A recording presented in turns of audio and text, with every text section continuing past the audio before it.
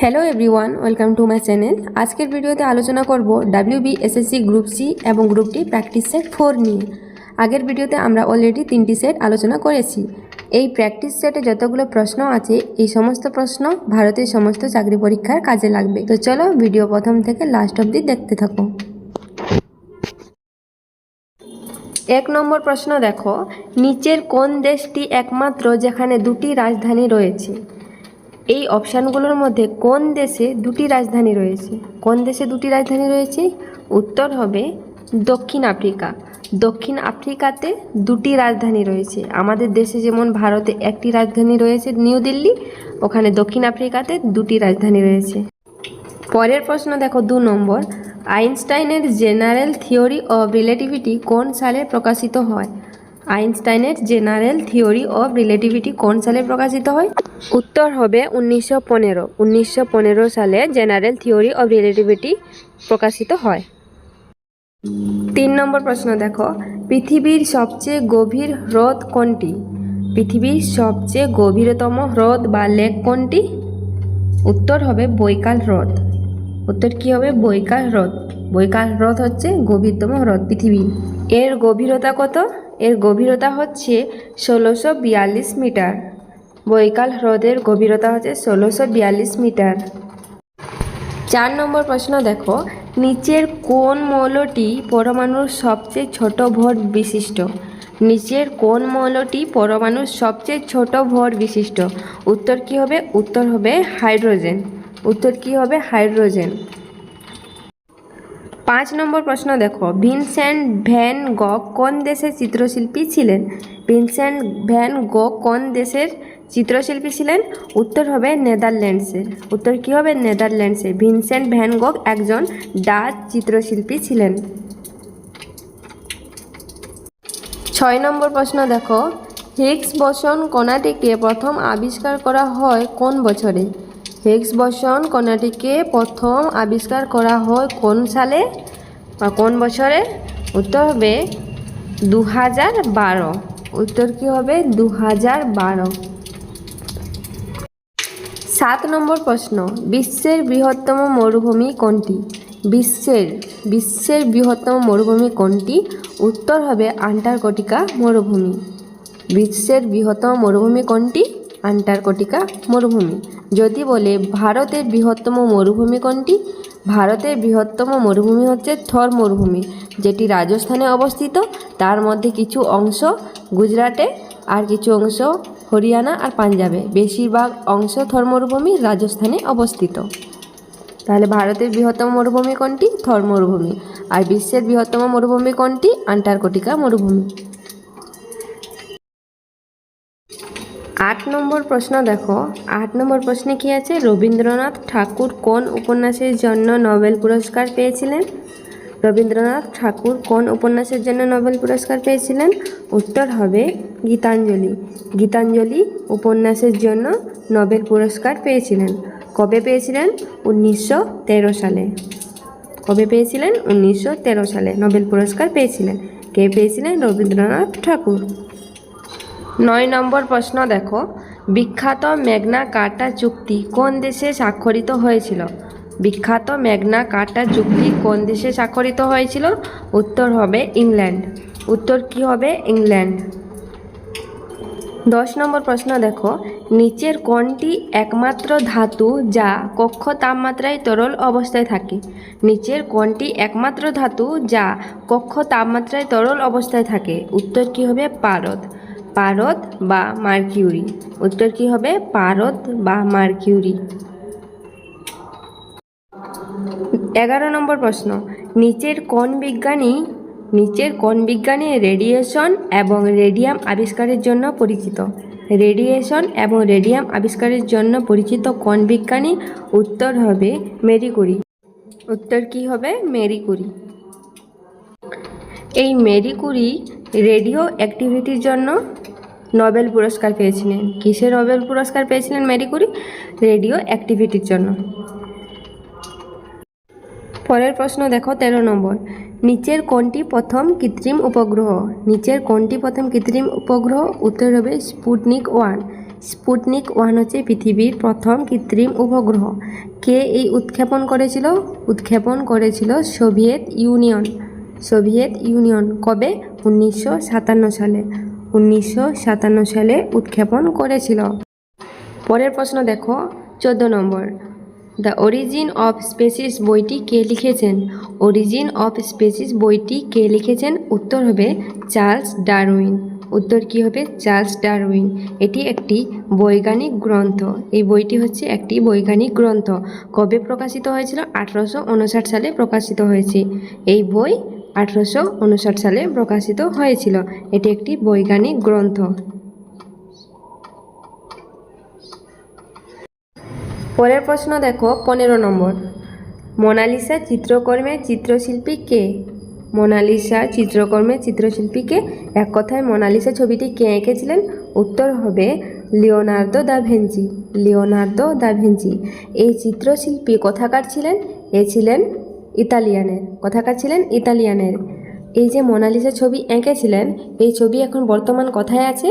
বর্তমানে ফ্রান্সের লুভর মিউজিয়ামে আছে। ফ্রান্সের লুভর মিউজিয়ামে আছে এই মোনালিসা ছবি। পরের প্রশ্ন দেখো 16 নম্বর। ভারতের কোন রাজ্যে কোঙ্কণী ভাষা সরকারিভাবে স্বীকৃতি পেয়েছে? ভারতে কোন রাজ্যে কোঙ্কণী ভাষা সরকারি ভাষা হিসেবে স্বীকৃতি পেয়েছে? উত্তর হবে গোয়া। গোয়া রাজ্যে কোঙ্কণী ভাষা স্বীকৃতি পেয়েছে।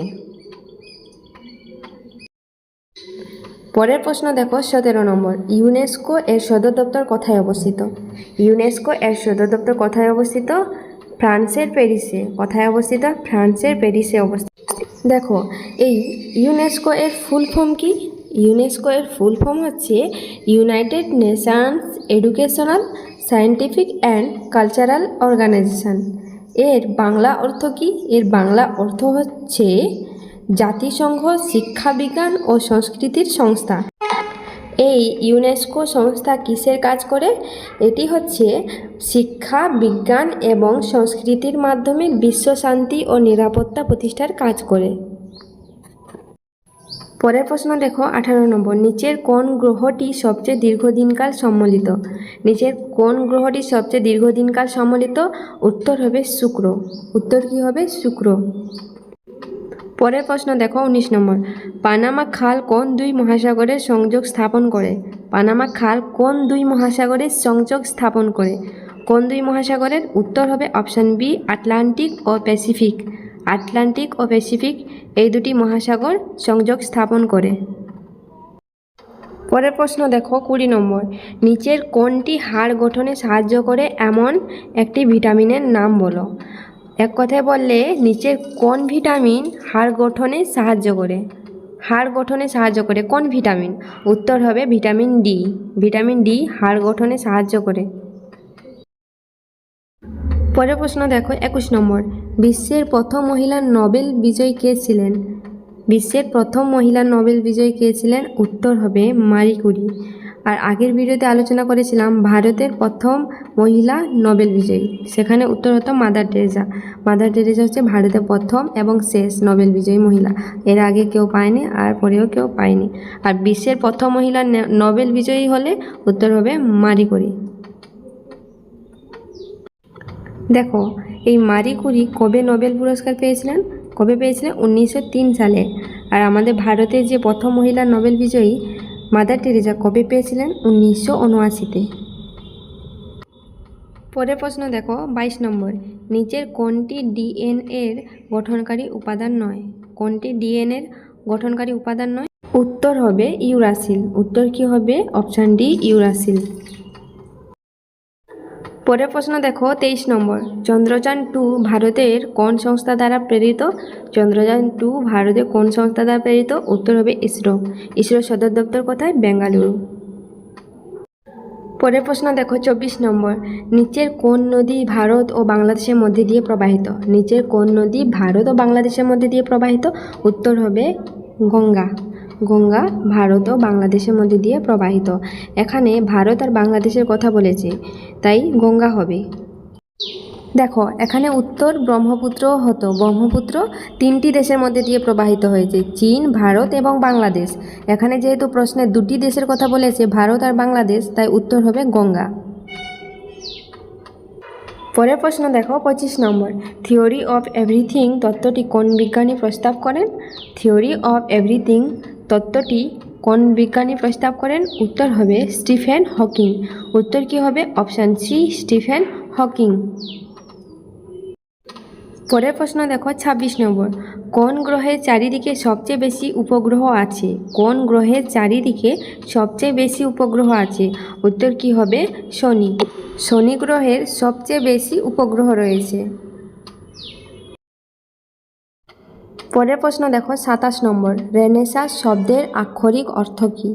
দেখো রেনেসাঁ শব্দের কথার অর্থ বা রেনেসাঁ শব্দের আক্ষরিক অর্থ বা রেনেসাঁ কথার অর্থ কি একই ব্যাপার। এর উত্তর কি হবে? পুনর্জাগরণ। অপশানে আছে পুনর্জাগরণ, তাই এটার উত্তর হবে পুনর্জাগরণ। কিন্তু পুনর্জাগরণ, পুনর্জন্ম, তারপরে নবজাগরণ একই ব্যাপার। রেনেসাঁ কথার অর্থ কি? নবজাগরণ বা পুনর্জন্ম সেম ব্যাপার। এই নবজাগরণ বা এই রেনেসাঁ কথাটি হচ্ছে ফরাসি শব্দ। রেনেসাঁ শব্দটি ফরাসি শব্দ। এর অর্থ হচ্ছে নবজাগরণ বা পুনর্জন্ম। পরের প্রশ্ন দেখো 28 নম্বর। গ্রিনহাউস গ্যাস এর মধ্যে প্রধান কোন গ্যাসটি দায়ী? গ্রিনহাউস গ্যাসের মধ্যে প্রধান কোন গ্যাসটি দায়ী? উত্তর হবে কার্বন ডাই অক্সাইড। উত্তর কি হবে? Carbon die oxide. পরের প্রশ্ন দেখো 29 নম্বর। জিরো সংখ্যার আবিষ্কারক হিসেবে কাকে ধরা হয়? জিরো সংখ্যার আবিষ্কারক হিসাবে কাকে ধরা হয়? উত্তর হবে আর্যভট্ট। উত্তর কি হবে? Option B, Aryabhata. পরের প্রশ্ন দেখো 30 নম্বর। বিশ্ব স্বাস্থ্য সংস্থা WHO কবে প্রতিষ্ঠিত হয়? WHO কবে প্রতিষ্ঠিত হয়? ওয়ার্ল্ড হেলথ অর্গানাইজেশন কবে প্রতিষ্ঠিত হয়? 1948 সালে। 1948 সালে 7ই এপ্রিল। এই WHOর সদর দপ্তর কোথায়? WHOর সদর দপ্তর হচ্ছে জেনেভাতে, সুইজারল্যান্ডের জেনেভাতে। আজকের ভিডিওতে এইটুকুই আলোচনা করব। ভিডিও ভালো লেগে থাকলে লাইক, শেয়ার, সাবস্ক্রাইব করে অবশ্যই কমেন্ট করে জানাবে নেক্সট আমরা কোন টপিক নিয়ে আলোচনা করব।